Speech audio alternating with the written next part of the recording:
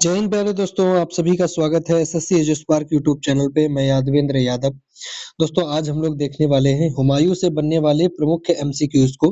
तो हमारा पहला एमसीक्यूज दोस्तों है कि हुमायूं का जन्म कब हुआ था। आपको बताना है कि हुमायूं का बर्थ कब हुआ था, जन्म कब हुआ था हुमायूं का। तो दोस्तों इसका सही जवाब होगा 6 मार्च 1508 ईस्वी में काबुल में हुमायूं का दोस्तों क्या हुआ था, जन्म हुआ था। यानी कि इसका ऑप्शन नंबर ए बच्चों बिल्कुल करेक्ट होगा। अगला प्रश्न देखिएगा कि हुमायूं के पिता का नाम क्या था। तो हुमायूं के पिता का नाम आपको दोस्तों यहाँ पे बताना है।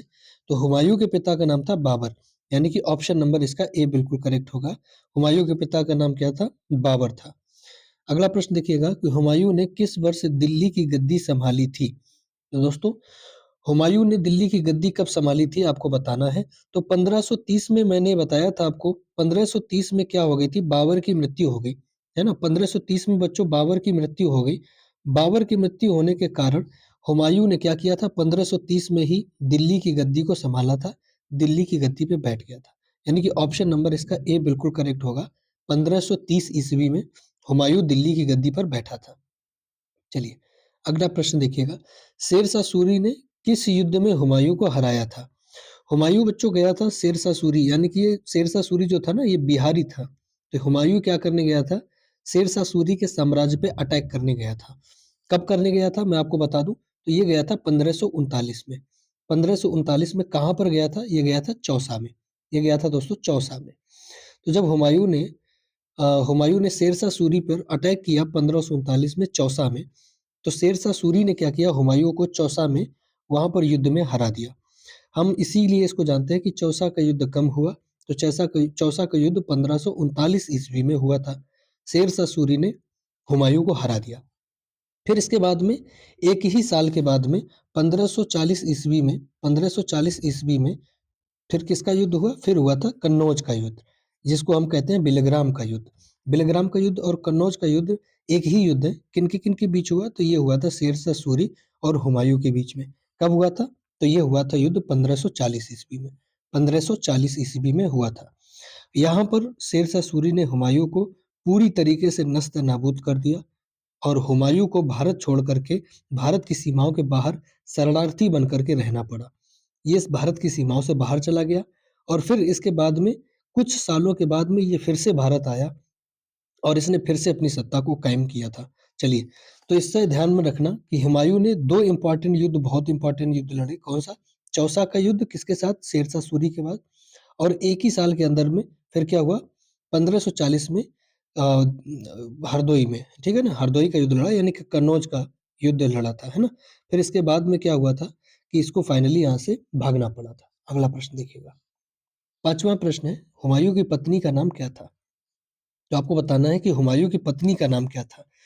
तो बच्चों हुमायूं की पत्नी का नाम था हमीदा बानो बेगम, यानी कि ऑप्शन नंबर ए आपका बिल्कुल करेक्ट होगा, हमीदा बानो बेगम। अगला प्रश्न देखिएगा, हुमायूं के पुत्र का नाम क्या था। आपको बताना है कि हुमायूं के पुत्र का नाम क्या था। तो दोस्तों अकबर था हुमायूं के पुत्र का नाम, यानी कि ऑप्शन नंबर बी बिल्कुल करेक्ट होगा, अकबर। अकबर था हुमायूं के पुत्र का नाम। अगला प्रश्न देखिए, हुमायूं ने किस शहर की स्थापना की थी। तो दोस्तों दिल्ली के पास ही हुमायूं ने एक शहर की स्थापना की थी, जिसका क्या नाम था, जिसका नाम था दीन पन्हा। और इसने कब शहर की स्थापना की थी, तो 1530 ईस्वी में दोस्तों इसने इस शहर की स्थापना की थी। जब ये दिल्ली में बैठा था गद्दी पर, तो इसने इस शहर की स्थापना की थी दीन पन्हा। और इसी शहर में एक इसने लाइब्रेरी बनवाई थी और इसी लाइब्रेरी से गिरकर हुमायूं की मृत्यु हो गई थी। हम इसकी चर्चा आगे अभी करेंगे। अगला प्रश्न देखिएगा, हुमायूं ने राजधानी क्या हुमायूं की राजधानी क्या थी। तो दोस्तों मैंने अभी आपको बताया कि इसने दिल्ली को अपनी राजधानी बनाया था, है ना, दिल्ली में इसकी राजधानी थी। इसके बाद में जब 1540 ईस्वी में शेरशाह सूरी ने क्या किया, 1540 ईस्वी में जब इसको बेलग्राम युद्ध से भगा दिया, तो इसी दिल्ली पे शेरशाह सूरी ने कब्जा कर लिया था। इसके बाद शेरशाह सूरी ने आगरा में भी कब्जा कर लिया था। शेरशाह सूरी ने जब यहाँ पर कब्जा कर लिया, तो इसके बाद में क्या हो गया, सूरी वंश आ गया था, फिर इसको यहाँ से खत्म कर दिया था। चलिए अगला चीज, हुमायूं का शासनकाल कितने वर्षों तक चला था। दोस्तों आपको बताना है कि हुमायूं का टोटल शासन कितने वर्षों तक चला था। तो बच्चों 25 वर्ष तक हुमायूं का क्या चला था, शासनकाल, यानी कि ऑप्शन नंबर डी आपका बिल्कुल करेक्ट होगा, 25 वर्षों तक हुमायूं का शासनकाल चला था। अगला प्रश्न देखिएगा, हुमायूं ने दीनपना शहर की स्थापना कब की थी? तो दोस्तों मैंने अभी आपको बताया, दिल्ली के निकट 1530 ईस्वी में हुमायूं ने एक शहर बसाया था जिसका नाम रखा दीनपना। इसी दीनपना की लाइब्रेरी से गिर के मृत्यु हुई। तो हुमायूं ने दीनपना शहर की स्थापना कब की थी? 1530 ईस्वी में की थी, यानी कि इसका ऑप्शन नंबर ए बिल्कुल करेक्ट होगा। अगला प्रश्न देखिए दोस्तों, यहाँ से हम हुमायूं के बारे में कुछ इंफॉर्मेटिव चीजें जानेंगे, कुछ महत्वपूर्ण चीजें जानेंगे। देखिएगा, अपने पिता के निर्देश के अनुसार हुमायूं ने अपने राज्य का बंटवारा अपने भाइयों के साथ कर दिया था। इसमें से कामरान को काबुल और कंधार, मिर्जा अस्करी को संभल, मिर्जा हिंदाल को मेवाड़। दोस्तों यहाँ पर क्या किया था ना, हुमायूं ने अपने भाइयों, हुमायूं 4 भाई थे। हुमायूं पहला बड़ा भाई था, इसके बाद में कामरान, इसके बाद में अस्करी और हिंदाल। यहाँ पर कामरान को किसका सूबेदार बनाया? काबुल और कंधार का। अस्करी को संभल का, इसके बाद में हिंदाल को किसका बनाया था? तो हिंदाल का बनाया था मेवाड़ का। कि अलवर यहाँ की जागीरें दी थी, मेवाड़ और अरवल की यहाँ पर क्या की थी? जागीरें दे दी थी। दूसरा पॉइंट देखिएगा, चौसा का युद्ध 25 जनवरी 1539 ईस्वी में 1539 शेरशाह सूरी और हुमायूं के बीच में हुआ था। इस युद्ध में शेरशाह सूरी विजय रहा। इस युद्ध के बाद शेरशाह सूरी ने शेर खान की पदवी को धारण किया। जब चौसा के युद्ध में शेरशाह सूरी विजयी रहा तो इसने किसकी पदवी को धारण किया था? शेर खान की पदवी को धारण किया था। इसके बाद अगला फैक्ट देखिएगा, बिलग्राम या कन्नौज का युद्ध 17 मई 1540 शेरशाह सूरी और हुमायूं के बीच हुआ। इसमें हुमायूं पराजित हुआ। शेर खान ने आसानी से आगरा और दिल्ली पर कब्जा कर लिया था। कब? 1540 ईस्वी पर शेर खान ने क्या कर लिया था? दिल्ली और आगरा पर दोनों पर कब्जा कर लिया था और हुमायूं को भारत की सीमाओं से बाहर भेज दिया।